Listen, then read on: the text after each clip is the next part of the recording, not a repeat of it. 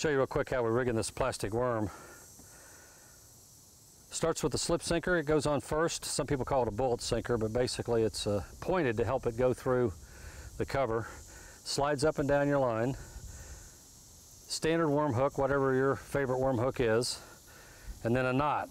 This is an improved clinch knot. You can use a polymer knot, whatever your favorite line is. Just be sure to wet it before you cinch it down so that you don't burn your line and accidentally put a nick in it. Then the one thing that's very critical here is that you get your worm to lay straight on this hook, because if the worm is crooked, it twists your line and then you end up with a mess at the end of the day. So want to insert it about, say a 1/4 of an inch into the worm body and bring it back out again.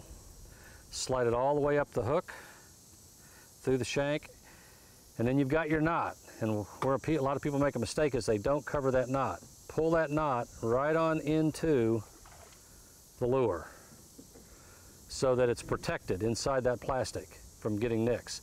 Now, the most difficult thing people have to do when they figure this all out is to get the worm to lay straight.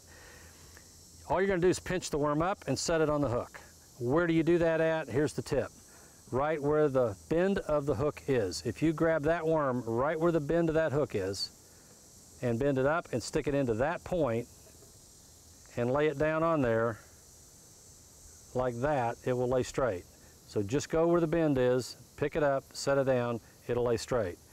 Then when your slip sinker slides down to your worm, everything's protected, everything's compact. If you're going to fish really heavy, thick cover, weeds, brush piles that are real thick, you don't want this slip sinker coming off of the worm, because then you'll get all hung up and you won't be able to get your lure back. What you want to do is take a toothpick.